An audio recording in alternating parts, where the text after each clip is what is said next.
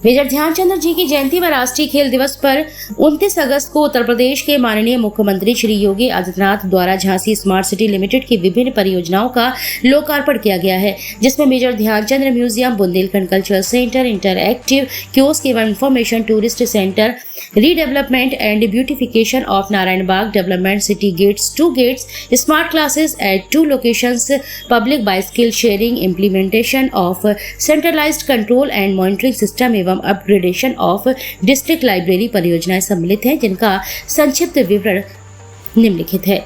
Major Dhyanchand जयंती व राष्ट्रीय खेल दिवस के अवसर पर हॉकी को समर्पित दुनिया का दूसरा तथा एशिया एवं भारत का पहला तथा खेल शख्सियत पर केंद्रित पहला संग्रहालय मेजर ध्यानचंद संग्रहालय, जो मेजर ध्यानचंद के जीवन से जुड़ी स्मृतियां, घटनाएं एवं भारतीय हॉकी की विभिन्न जानकारियां डिजिटल माध्यम में दिखाई देंगी, जिसको लगभग 19 करोड़ व्यय कर तैयार किया गया है। मेजर ध्यानचंद संग्रहालय को 20 से अधिक जोन में बांटा गया है, जिसका प्रत्येक जोन अपने आप में अलग और अद्भुत है। मंडलायुक्त अध्यक्ष झांसी स्मार्ट सिटी लिमिटेड द्वारा दिए गए निर्देशों के क्रम में इस संग्रहालय को जनमानस के लिए 1 सितंबर 2023 से खोला जाएगा, जिसका प्रवेश शुल्क निम्नलिखित सारणी अनुसार निर्धारित है। भारतीय नागरिकों के लिए, विदेशी नागरिकों के लिए 5 वर्ष की आयु तक निःशुल्क प्रवेश, 5 वर्ष की आयु तक निःशुल्क प्रवेश है। 6 से 12 वर्ष की आयु तक 100 रुपए और 6 से 12 वर्ष की आयु तक 900 रुपए है। 12 वर्ष से अधिक आयु पर 150 रुपए और 12 वर्ष से अधिक आयु पर 1500 रुपए। बुंदेलखंड की प्राचीन कलाओं और संस्कृति से आम जनमानस को रूबरू कराने के उद्देश्य से झांसी स्मार्ट सिटी लिमिटेड द्वारा लगभग 5 करोड़ की लागत से झांसी संग्रहालय के पीछे बुंदेलखंड कल्चरल सेंटर का निर्माण कराया गया है, जिसमें सांस्कृतिक कार्यक्रमों के लिए मंच, multipurpose hall cum audio visual room, mini auditorium, art room, गायन, नृत्य कक्ष आदि का निर्माण कराया गया है। इसके अतिरिक्त बुंदेलखंड कल्चरल सेंटर में बुंदेलखंड के महापुरुषों और धरोहरों की भी जानकारी प्राप्त की जा सकेगी। झांसी स्मार्ट सिटी लिमिटेड द्वारा लगभग 2 करोड़ की लागत से झांसी संग्रहालय के पीछे बुंदेलखंड कल्चरल सेंटर के बगल में झांसी आने वाले पर्यटकों के लिए इंटरएक्टिव कियोस्क एवं पर्यटक सूचना केंद्र का निर्माण कराया गया है। सैलानियों को आकर्षित करने के उद्देश्य से पर्यटक केंद्र और कियोस्क की शुरुआत की गई है, जिसकी सहायता से सैलानियों को विभिन्न प्रकार की जानकारियां एवं आने वाले सैलानियों को अधिक से अधिक समय तथा बार बार झांसी आने के लिए आकर्षित करते हुए झांसी एवं आसपास के क्षेत्र में पर्यटन को बढ़ावा देने का कार्य किया जाएगा। झांसी नगर का प्रसिद्ध 106 एकड़ में फैला नारायण बाग, जो अपनी हरियाली और सुंदरता के लिए जाना जाता है, जिसमें झांसी स्मार्ट सिटी लिमिटेड द्वारा नारायण बाग में स्थित उद्यानों को संवारने के लिए लगभग 23 करोड़ की लागत से तैयार इस परियोजना में fancy lighting, cycle track, joggers track, gazebo, open gym, solar tree का निर्माण कराया गया है। साथ ही बच्चों एवं सीनियर सिटीजन के लिए पार्क भी स्थापित कराए गए हैं। झांसी स्मार्ट सिटी लिमिटेड द्वारा झांसी नगर को जोड़ने वाले मुख्य मार्गों में से 2 मार्गों पर प्रवेश द्वार निर्मित कराए गए हैं, जिसमें से एक प्रवेश द्वार झांसी कानपुर हाईवे पर मेडिकल कॉलेज के निकट तथा दूसरा झांसी ललितपुर बिजौली औद्योगिक क्षेत्र में निर्मित है। लगभग 3 करोड़ की इस परियोजना में इस प्रवेश द्वारों को झांसी के इतिहास से जोड़ते हुए लाल बालू पत्थर पर बुंदेलखंड संस्कृति की कलाकृतियां उकेरी गई है। इतना ही नहीं, इस प्रवेश द्वारों पर रात के समय भिन्न भिन्न लाइटों से भी प्रकाशित किया जा सकेगा। शिक्षा के बदलते स्वरूप को अंगीकार करते हुए झांसी स्मार्ट सिटी लिमिटेड द्वारा बुंदेलखंड विश्वविद्यालय में 11 एवं बुंदेलखंड राजकीय आयुर्वेदिक महाविद्यालय एवं चिकित्सालय में 5 कुल 16 स्मार्ट क्लासेस स्थापित कराई गई हैं, जिसमें छात्र छात्राएं डिजिटल कंपोनेंट के माध्यम से शिक्षा ग्रहण कर सकेंगे। लगभग 50 लाख की लागत से स्थापित कराई गई स्मार्ट क्लासेस में screen recording, screen field, content upload, photo upload, video upload, diagram बनाने आदि की सुविधाएं उपलब्ध हैं। झांसी नगर में भीड़ भाड़ वाले स्थानों, जाम से बचने एवं यातायात को सामान्य रखने तथा स्वास्थ्य को लाभ पहुंचाने के उद्देश्य से लगभग 2 करोड़ की पब्लिक बाइसिकल शेयरिंग प्रारंभ की गई है, जिसके प्रथम चरण में 46 इलेक्ट्रिक साइकिलों को 6 साइकिल स्टैंड के साथ प्रारंभ किया जा रहा है। इस साइकिल को एक बार चार्ज होने पर अधिकतम 25 किलोमीटर की स्पीड से लगभग 35 किलोमीटर तक चल सकती है, जो इलेक्ट्रिक थ्रोटल के द्वारा के साथ पावर पेंडल से भी चलाई जा सकेंगी। झांसी स्मार्ट सिटी लिमिटेड द्वारा स्ट्रीट लाइटों को एक समय पर जलाने और बंद करने, संचालन को अनुकूल करने, ऊर्जा दक्षता में सुधार करने आदि के लिए लगभग 15 करोड़ की राशि से implementation of centralised control and monitoring system परियोजना का निर्माण कराया गया है। झांसी स्मार्ट सिटी लिमिटेड द्वारा झांसी विकास प्राधिकरण के माध्यम से राजकीय जिला पुस्तकालय का पुनर्निर्माण का कार्य कराया गया है। शिक्षा भवन परिसर में लगभग 10 करोड़ की लागत से एशिया और भारत का सबसे तेज निर्मित पुस्तकालय केवल 90 दिन में तैयार किया गया है, जो नेट जीरो पुस्तकालय है। नेट जीरो से तात्पर्य समस्त ऊर्जा डिमांड बिल्डिंग में ही सोलर एवं पवन ऊर्जा से उत्पादित एवं zero water discharge. Water based flow radiant cooling technology से वातानुकूलित जो ऊर्जा खपत को 90% तक कम करती है तथा तापमान भी स्थिर रखती है, जो स्वास्थ्य के लिए लाभकारी है। इस पुस्तकालय में 200 से अधिक बच्चे रीडिंग कर सकेंगे। कंप्यूटर सेंटर, इंटरनेट सहित स्थापित सुरक्षा की दृष्टि से 62 सीसीटीवी कैमरों की स्थापना, QR बेस्ड मैनेजमेंट, बाहर से आने वाली ध्वनि कम करती है एवं पारंपरिक प्रकाश प्रदान करती खिलाड़ियों की व्यवस्था की गई है। इस अवसर पर श्री संजय प्रसाद, सचिव गृह विभाग उत्तर प्रदेश के श्री मनोहर कुमार मनुकोरी, माननीय राज्य मंत्री श्रम विभाग उत्तर प्रदेश श्री स्वतंत्र देव सिंह, माननीय कैबिनेट मंत्री उत्तर प्रदेश श्री सुहास LY, सचिव खेल डॉक्टर RP सिंह, निदेशक खेल श्री मानवेंद्र सिंह, माननीय उप सभापति विधानसभा झांसी श्री अनुराग शर्मा, माननीय सांसद झांसी श्री बिहारी लाल आर्य, माननीय महापौर झांसी श्री रवि शर्मा, सदर विधायक झांसी श्री जवाहर सिंह राजपूत, माननीय विधायक गरोठा झांसी श्री राजीव सिंह पारिछा, विधायक बबीना झांसी श्रीमती लक्ष्मी आर्य, विधायक मौरानीपुर श्रीमती रमा निरंजन MLC झांसी श्री बाबूलाल तिवारी MLC, शिक्षक झांसी श्री मुकेश मिश्रा, जिलाध्यक्ष झांसी श्री जमुना दास कुशवाहा, जिलाध्यक्ष ग्रामीण झांसी श्री राम तीर्थ सिंगल, पूर्व महापौर झांसी में झांसी श्री पवन गौतम, जिला पंचायत अध्यक्ष डॉक्टर आदर्श सिंह, मंडलायुक्त अध्यक्ष Jhansi smart city limited Jhansi Shri Ravindra Kumar, जिलाधिकारी झांसी श्री आलोक यादव, झांसी विकास प्राधिकरण झांसी श्री पुलकित गर्ग, नगर आयुक्त मुख्य कार्यकारी अधिकारी Jhansi smart city limited, Jhansi मुख्य अभियंता नगर निगम झांसी एवं अन्य अधिकारी मौजूद रहे तथा झांसी स्मार्ट सिटी लिमिटेड की टीम उपस्थित रही।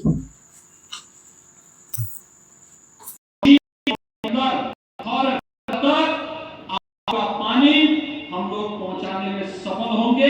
बुंदेलखंड का एक सपना साकार हो जाएगा। इसके साथ ही बुंदेलखंड की सिंचाई की तमाम परियोजनाओं को पूरा किया गया है। बुंदेलखंड में बुंदेलखंड एक्सप्रेस वे आज बुंदेलखंड के विकास को एक नई ऊंचाई प्रदान कर रहा है। तो साथ साथ झांसी की रानी लक्ष्मीबाई की ये भूमि डिफेंस कॉरिडोर के नाम पर भी जानी जा रही है। डिफेंस मैन्युफैक्चरिंग कॉरिडोर झांसी में भारत डायनेमिक्स की यूनिट स्थापित हो रही है। एक नोड झांसी में और एक नोड चित्रकूट में विकसित हो रहा है।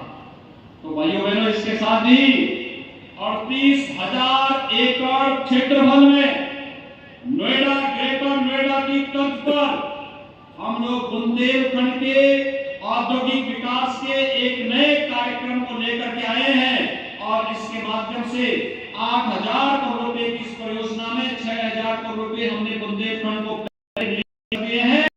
इसमें औद्योगिक बनेगा और मैं बुंदेलखंड का नौजवान नौकरी रोजगार के लिए भले बुंदेलखंड से प्लान कर रहा होगा, लेकिन डिफेंस कॉरिडोर, बुंदेलखंड एक्सप्रेसवे और एक्सप्रेसवे के साथ जब यहाँ पे औद्योगिक दृष्टि विकसित क्षेत्र बनेगा तो भाइयों बहनों, दुनिया कार्य करने के लिए झांसी बुंदेलखंड में आएगी और यह नौकरी और रोजगार के एक नए हब के रूप में स्थापित होगा। यह जो क्षेत्र विकसित हो रहा है, एक तरफ बुंदेलखंड एक्सप्रेसवे है, दूसरी तरफ कानपुर झांसी राष्ट्रीय राजमार्ग और इसके बीच में बनेगा एक नया एयरपोर्ट जो झांसी के विकास को एक नई ऊंचाई प्रदान करेगा। और ये बुंदेलखंड पहला क्षेत्र होगा जिसके पास दो एयरपोर्ट होंगे। एक एयरपोर्ट झांसी में, एक चित्रकूट में। ललितपुर में भी हमारा फार्मा पार्क एक नई गति पकड़ रहा है। और भाइयों बहनों, जब आज बुंदेलखंड के विकास को हम देखते हैं तो मुझे बहुत अच्छा लगता है, सुखद अनुभूति होती है। जो प्रधानमंत्री जी की मंशा थी, बुंदेलखंड विकास की नई ऊंचाइयों को प्राप्त करे, हमारे सांसद जी, हमारे विधायक जी, हमारे विधायकगणों ने इनके मेहनत से, इनके पुरुषार्थ से आज ये गति पकड़ती जा रही है। ये जो प्रस्ताव रखते हैं, हम बुंदेलखंड के विकास को ध्यान में रखकर यहाँ की माताओं की, यहाँ की बहनों के, यहाँ के युवाओं के, यहाँ के किसानों के परिश्रम को ध्यान में रखते हम उसको नजरअंदाज नहीं करते, कहते हैं कम होगा, मना नहीं करते, कहते हैं जितना पैसा चाहिए बुंदेलखंड के लिए उतना पैसा वहां के विकास जिला के अध्यक्ष श्री जमुना प्रसाद कुशवाहा जी, महानगर अध्यक्ष मुकेश शर्मा जी, पूर्व मेयर रामदेव सिंघल जी और राष्ट्रीय खेल दिवस भारत माता के इस महान सपूत की स्मृतियों को समर्पित है। आज का दिन भारत के हॉकी के जादूगर कहे जाने वाले मेजर ध्यानचंद जी का पावन जन्मदिन है।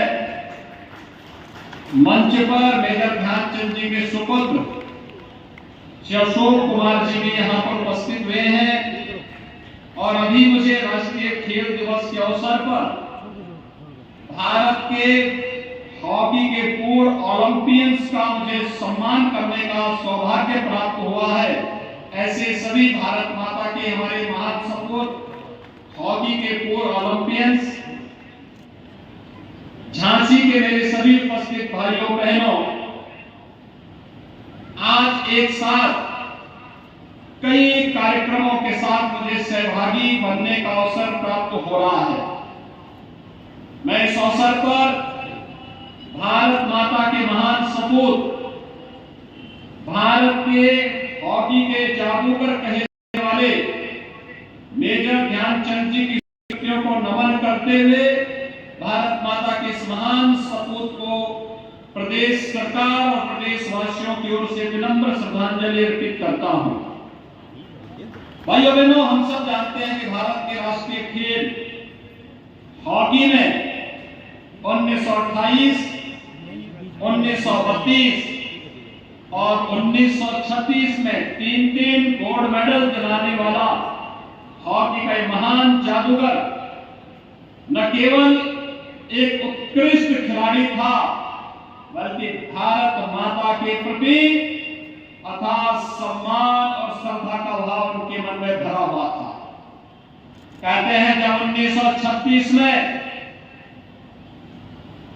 भारत ने ओलंपिक में गोल्ड मेडल जीता था, तब जर्मनी के चांसलर ने उन्हें जर्मनी की नागरिकता देने और कर्नल की उपाधि से सम्मानित करने के लिए उन्हें ऑफर दिया था।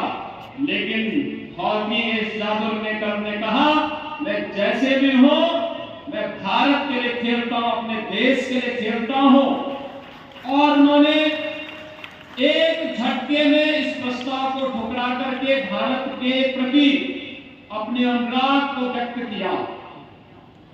आप मेरे लिए ये कहते हुए गौरव की अनुभूति हो रही है। ये बुंदेलखंड की झांसी की धरती वीर और वीरांगनाओं की धरती तो रही है। महारानी लक्ष्मीबाई के नाम से आज भी हर वीरांगना, हर वीर सम्मानित महसूस करता है। लेकिन जब खेलों की बात आती है तो मेजर ध्यानचंद जी का नाम बड़ी श्रद्धा और सम्मान के साथ हर भारतीय लेता है। और झांसी की धरती का इस सौभाग्य है कि इस धरती ने मेजर ध्यानचंद जी को पैदा किया। इस धरती से उन्हें आगे बढ़ने का अवसर प्राप्त हुआ और इस धरती के माध्यम से न केवल राष्ट्रीय स्तर पर बल्कि अंतर्राष्ट्रीय स्तर पर भी उन्होंने ख्याति अर्जित की। इस अवसर पर राष्ट्रीय खेल दिवस के मनाने की घोषणा की है। आदरणीय प्रधानमंत्री मोदी ने सर्वोच्च खेल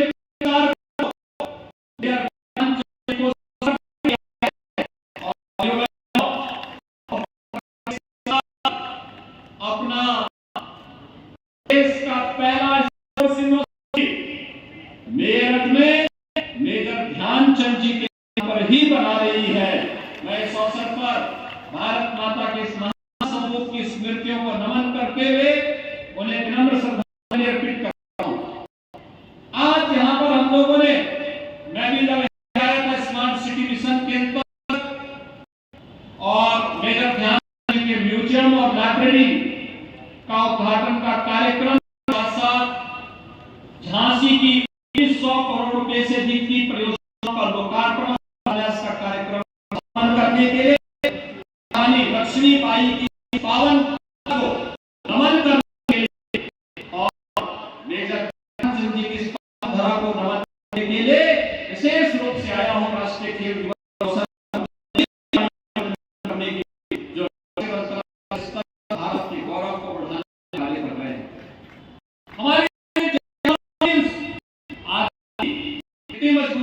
साथ काम करता हूं। और मैं खेल सचिव स्वास्थ्य ये स्वयं आपने देखा टोक्यो ओलंपिक में इन्होंने अकेले सिल्वर जीता।